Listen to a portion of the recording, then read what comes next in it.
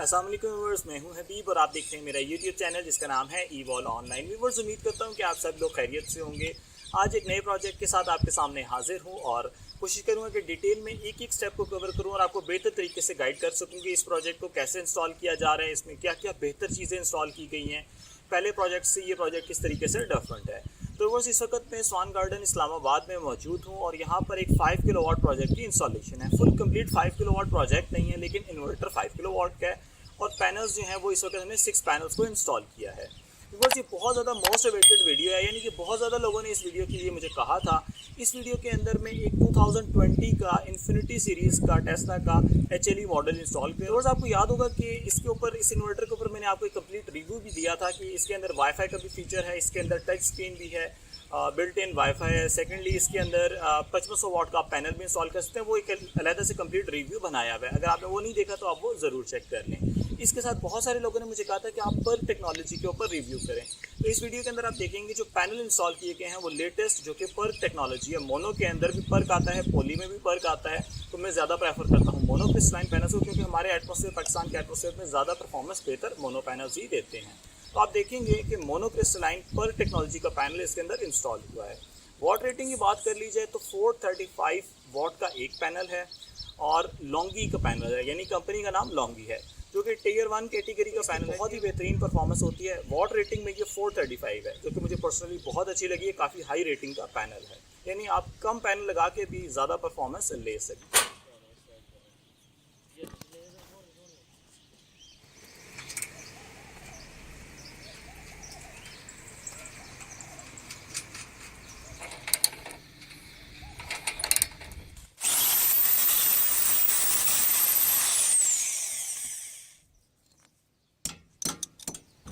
तो आप देख सकते हैं कि ये बिल्कुल अच्छे तरीके से एंकर बोल्ट को माउंट कर दिया गया है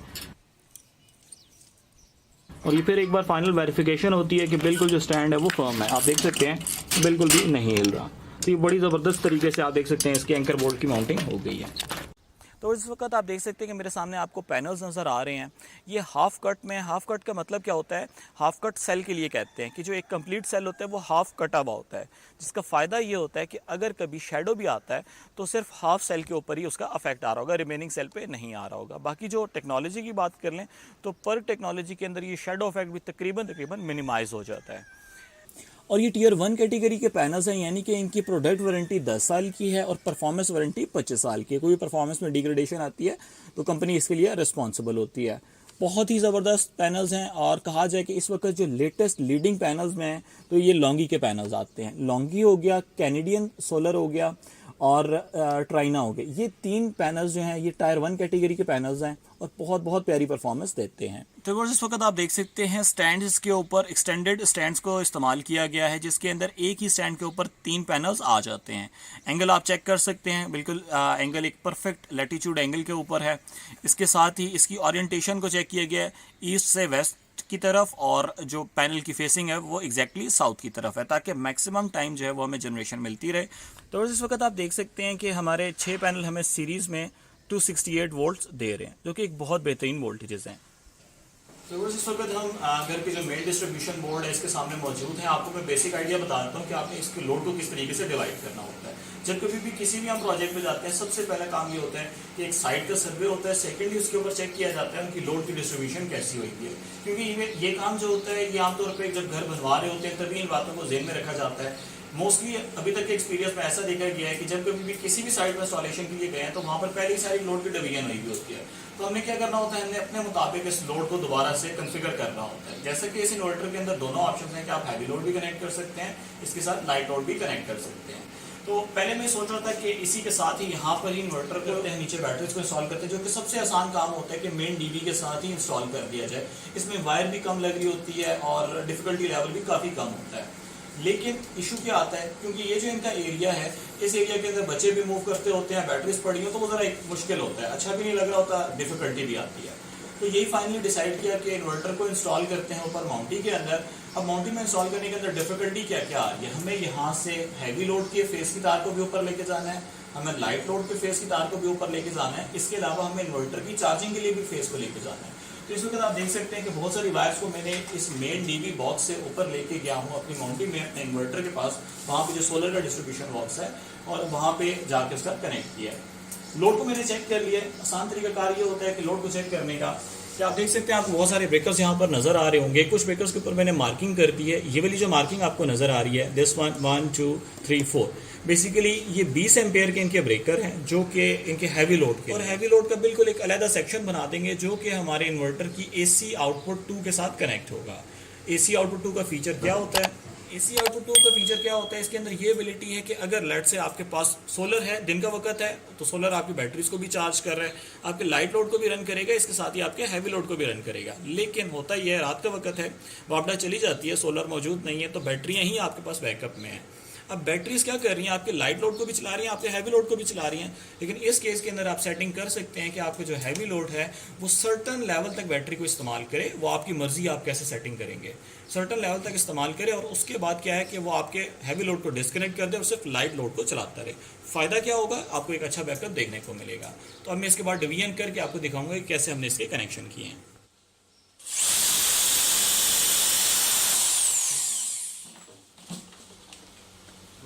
बॉक्स हैंग कर दें, 2 बड़े दिए 2 छोटे। तो इस वक्त आप देख सकते हैं कि हमारा जो मेन डिस्ट्रीब्यूशन बोर्ड है उसको माउंट कर दिया गया है, और माउंटिंग के साथ आप चेक कर सकते हैं ये इनका एक सॉकेट का पॉइंट है। यहीं से मेन वायर्स को नीचे लेके जा रहे हैं जो मेन डिस्ट्रीब्यूशन बोर्ड तक जाएगी, और वहीं पे सारे कनेक्शन होंगे। यानी इनका हैवी लोड को सेपरेट किया जाएगा, लाइट लोड को सेपरेट किया जाएगा।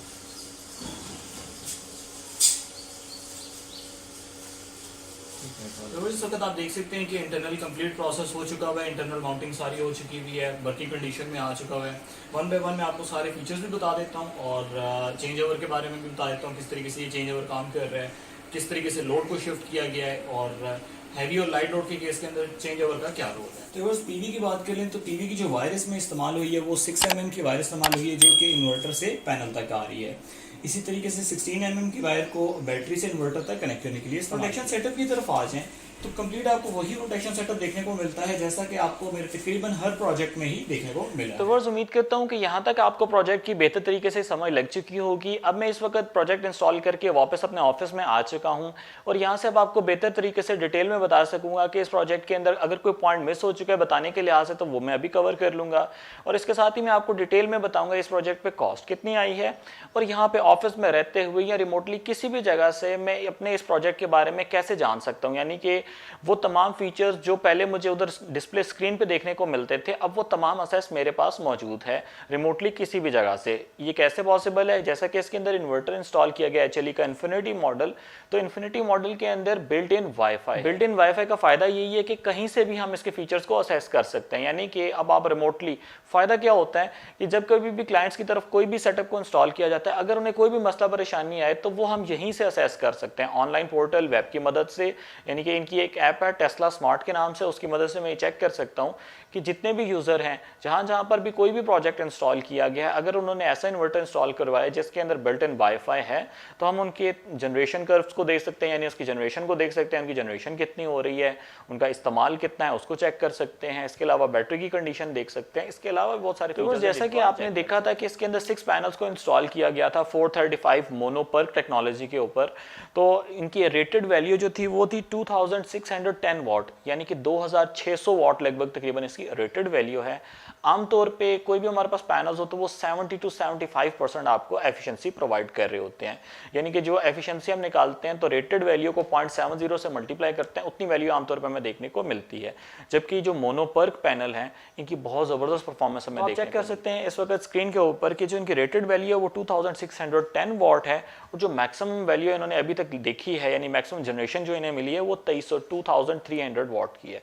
यानी कि ये लगभग 89 to 90% एफिशिएंसी आपको इसके अंदर एक बेहतरीन किस्म का इन्वर्टर इंस्टॉल किया गया है। इसके साथ मोनोपर्क के पैनल्स को इंस्टॉल किया गया है। बैटरीज आपने देखा था ओसाका TA1800 185 एम्प आवर्स की बैटरीज को 4 बैटरीज को लगाया गया, तो ये एक बहुत बेहतर सेटअप है जिसके अंदर अगर लिटिल बिट कॉम्प्रोमाइज है तो वो सिर्फ और सिर्फ क्वांटिटी पे है, क्योंकि 5 किलोवाट का कंप्लीट सेटअप नहीं है। कंप्लीट सेटअप के लिए आप मैक्सिमम इस पे 5500 वाट यानी 5500 वाट तक का पैनल लगा सकते हैं। हमने जो इसके ऊपर पैनल लगाया वो 2610 वाट का पैनल इस वक्त इंस्टॉल किया है। तो अब चलते हैं इसकी एप्लीकेशन की तरफ और आपको एप्लीकेशन की मदद से बताता हूँ कि एप्लीकेशन में हमें क्या क्या फीचर्स देखने को मिल रहे हैं। तो वर्स इनकी ये एक वेब पोर्टल के ऊपर, वेब के ऊपर एक ऐप है जिसको कहते हैं जी टेस्ला स्मार्ट, यानी कि टेस्ला SM.ART डैशबोर्ड। ये इसमें तमाम वो मॉडल्स आ रहे हैं जो हमने इस वक्त वाईफाई के साथ कनेक्ट किए हैं। इस वक्त यहाँ पर 3 आ रहे हैं, जिसमें से ये रेड बता रहा है कि इस वक्त ये वाईफाई के साथ कनेक्टेड नहीं है। इसके अलावा भी बहुत सारे प्रोजेक्ट किए हैं, लेकिन उसको मैंने अभी तक कनेक्ट नहीं किया। ये अभी 2 मॉडल्स को मैंने कनेक्ट कर लिया था, दोनों इन्वर्टर्स को कनेक्ट कर लिया था ताकि आपको बेहतर तरीके से बाद वाले प्रोजेक्ट की कंप्लीट इन्फॉर्मेशन शेयर करता हूँ।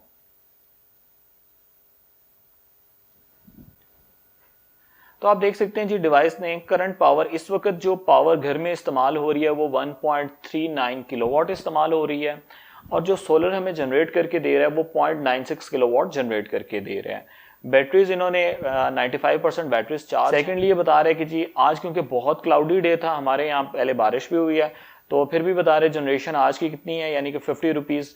अब ये रुपीज़ कैसे सेट कर सकते हैं, ये देखें, ये मंथ की जनरेशन बता रहा है। यानी अभी मैंने आपको बताया था कि इनका जो सेटअप लगा था 7 जून को लगा था, कंप्लीट महीना नहीं हुआ, थोड़े से दिन हुए हैं, तो 2140 रुपीज़ इन्हें पे बैक हो चुके हुए हैं ईयर की, यानी 1 महीना भी नहीं हुआ, तो वो ईयर वाले यहाँ पर शो हो रहे हैं।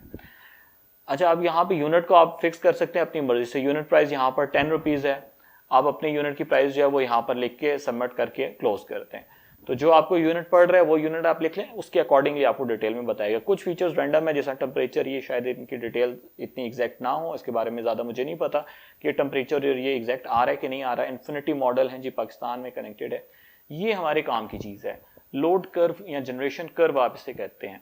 अब देखिए इसमें 2 तरह की कर्व्स आ रही हैं, एक लोड के साथ आ रही है और एक क्या आ रही है, पीवी के साथ आ रही है।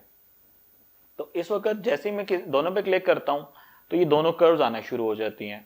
पीवी क्योंकि ग्रीन एनर्जी है, तो ग्रीन एनर्जी को यहाँ पे ग्रीन से रिप्रेजेंट किया गया। अभी मैंने इसको ऑफ कर दिया, ये ब्लू आपको लोड कर्व बता रहे हैं, और नीचे डिफरेंट टाइम इंटरवल्स हैं। इस वक्त जो सिलेक्टेड है वो 6 आवर्स का बैकअप है, यानी 6 आवर पे मैं चेक करूं पिछले 6 घंटे के अंदर रहते हुए इनका लोड कैसे इंक्रीज और डिक्रीज हुआ है। तो आप देख सकते हैं ये लोड कर्व है, कब लोड इंक्रीज हो रहा है, कितना इंक्रीज हो रहा है चेक कर लेते हैं। मैक्सिमम कितने पे गया है, 1585 वॉट, यानी कि तकरीबन 1600 वॉट मैक्सिमम इन्होंने दिन में कितने बजे, 12:48 मिनट्स के ऊपर इन्होंने इतना लोड इसके ऊपर सोलर सेटअप के ऊपर डाला था। हम देख लेते हैं इस टाइम पे जनरेशन कैसी रही है। तो आप जनरेशन चेक कर सकते हैं, क्योंकि आज बारिश थी तो बहुत ज्यादा इसको फॉलो नहीं किया गया होगा लोड कर्व को। वजह यह है क्योंकि जैसे जैसे लोड बढ़ेगा वैसे वैसे जनरेशन बढ़ेगी। फिर भी आप देख सकते हैं लोड कम हो रहा है तो ग्रीन भी कम हो रही है, लोड कम हो रहा है ग्रीन कम हो रही है, फिर जैसे लोड बढ़ रहा है तो ग्रीन भी इंक्रीज हो रही है। यहाँ से आप देख सकते हैं इस टाइम पे भी इंक्रीज हो रही है। दरमियान में ये वाला पोर्शन इस टाइम पे हो सकता है बारिश हो रही है, इसलिए ग्रीन वाला पोर्शन अब नहीं गया। तो ये थी इनकी जनरेशन और लोड कर्व, एनर्जी के बारे में भी कंप्लीट इन्फॉर्मेशन देखने को मिलती है। जल्दी के साथ एक और सेटअप भी देख लेते हैं। तो थोड़ा सा बात कर लेते हैं कि इस पूरे प्रोजेक्ट के ऊपर कॉस्ट कितनी आई है। जैसा कि ये 5 किलोवाट का प्रोजेक्ट है जिसके अंदर 6 पैनल्स को इंस्टॉल किया गया है 435 मोनोपर्क के साथ। तो इसके ऊपर जो टोटल कॉस्ट आई है वो तकरीबन 3,65,000 रुपीज़ की कॉस्ट आई है। तो इस कॉस्ट से आपको अंदाजा हो सकता है कि एक अच्छे सेटअप की कॉस्ट क्या होती है। बस आपने अपने बजट के अकॉर्डिंगली चेक कर लेना है कि आपको अपना सेटअप किस कैपेसिटी में इंस्टॉल करवाना है, और इसके अंदर ही कुछ प्लस एंड माइनस रहेगा depending upon dollar rate up हो रहा होता है या डाउन हो रहा होता है, तो उससे कुछ ना कुछ वेरिएशन आती है। लेकिन फिर भी आपको अंदाजा हो गया होगा कि ये सेटअप की कॉस्ट क्या है। तो इस सेटअप की इस वक्त की कॉस्ट 3,65,000 है, और आज की तारीख जो है वो 26 जून है, 26 जून 2020। तो उम्मीद करता हूँ कि आज की वीडियो आपको बहुत पसंद आई होगी और आपने एक बेहतर सिस्टम के बारे में इंफॉर्मेशन हासिल की होगी। अगर ये वीडियो आपको, ये सेटअप आपको अच्छा लगे तो आप ज़रूर कमेंट करें, ज़रूर लाइक करके मुझे बताएं, और इसमें अगर कोई इंप्रूवमेंट आ सकती है तो वो भी आप मेरे से शेयर कर सकते हैं। नीचे डिस्क्रिप्शन आपके पास, आप डिस्क्रिप्शन में मैसेज कर सकते हैं। अगर इस प्रोजेक्ट के बारे में आपको कोई भी मजीद मालूमात चाहिए तो आप मेरे व्हाट्सएप नंबर पर मेरे से रब्ता कर सकते हैं। मेरा व्हाट्सएप नंबर है 03321567282।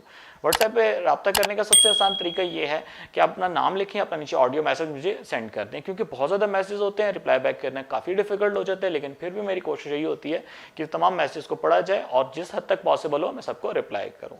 तो अपनी दुआ में मुझे याद रखें। Take care of yourself. Allah हाफिज़। अस्सलाम वालेकुम।